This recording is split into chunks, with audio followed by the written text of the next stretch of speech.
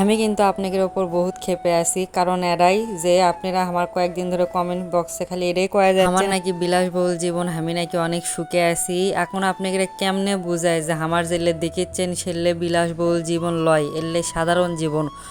হয়তো আমার থেকে আপনারা খারাপ আছেন বা হয়তো জিনিস টুকটাক কম আছে, এই কারণে যদি আপনারা ভেবে থাকেন যে না আমার অনেক সুখ, তাহলে আপনারা ভুল। কৃষক আপনারা ভুল, সেটাও আমি উত্তর দিচ্ছি। আপনারা আমার ভিডিও ফুল দেখেন। আজকে আমি বগুড়ার ভাষায় উত্তর দেবো, যেহেতু আমি বগুড়ার বেটি সোল, তাই ভাবনু আজকেও বগুড়ার ভাষায় আপনাকে উত্তর দেই। এখন শুরুর থেকে আমি গপ্পটা করি, আপনারা প্রথম থেকে শোনেন আমার কথাগুলো, আশা করি ভালো লাগবে। আর না ভালো লাগলে আজকে থেকে আমাকে ব্লগ দিবেন, আমাকে এগুলো প্রশ্ন করবেন না, আমি বারবার উত্তর দিতে পারবো না। কারণ এটাই আমার একটা বেটি সোল আছে, তাকলে আমি সারা রাত জায়গায় থাকি, দিনের বেলায় বাড়ির ব্যায়াম কাম করে আবার ভিডিও এডিট করে আপলোড দিয়ে এরা করে কমেন্টের রিপ্লাই আমার একার পক্ষে সম্ভব নয়।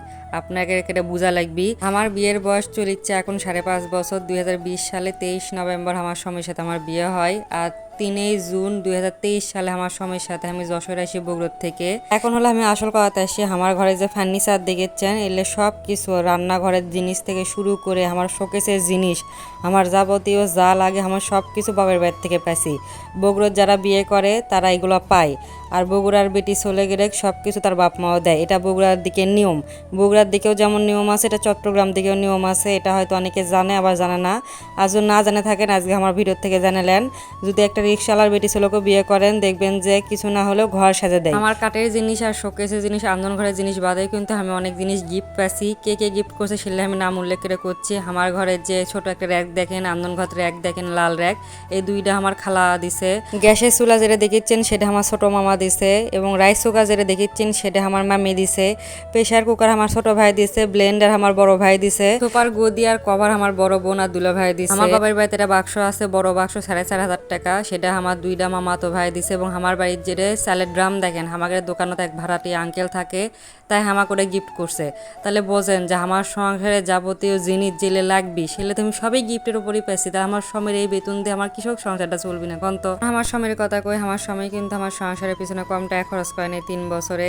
বগুড়া থেকে যখন জিনিস নিয়ে আসি তখন 25,000 টাকা ট্রাক ভাড়া করে তাই জিনিস নিয়ে যাচ্ছে। আমাকে চার্জার ফ্যান কিনে দিছে 5,000 টাকা দিয়ে, 44,000 টাকা দিয়ে আমাকে ফ্রিজ কিনে দিছে, 5,000 টাকা ডাউন পেমেন্ট আর 6,700 টাকা করে মাসে মাসে কিস্তি শোধ করছে। আমরা এভাবে জিনিস করছি, 4 বছর অনেক কষ্ট করছি বিদায় যে আমার সংসারে মাসে মাসে টুকটাক করে জিনিস করে পাচ্ছি। টিভি কিনছি, 2টা ফ্যান কিনছি, সিলিং ফ্যান, ওয়াটার ফিল্টার কিনছি, জুতার র্যাক কিনছি, ইন্ডাকশন কিনছি, ওভেন কিনছি।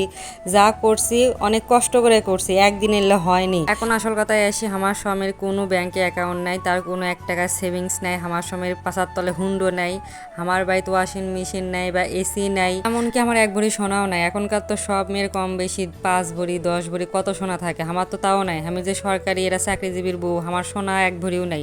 এলে আপনারা বিশ্বাস করবেন? লাস্টে জেলে জেলে কথা কোনো সেলে যদি আমি জীবনে পায়া যায়, তারপর থেকে মাইক দিয়ে ঢোল পিটে পারলে পরে আপনাকে বাড়ির সামনে যা কয়ে আসমো যে আমি বিলাসবহুল জীবন পালন করিচ্ছি, আজ থেকে আমার সুখ বেশি। এই যে আপনারা দেখিচ্ছেন এটাই সত্যি, আমি আজ থেকে অনেক সুখে আছি। তো যাই না, আমার কথা যদি কারো খারাপ লাগে থাকে আগে আমি ক্ষমা চাইয়া নিচ্ছি, কিছু মনে করবেন না। তো টাটা, বাই বাই।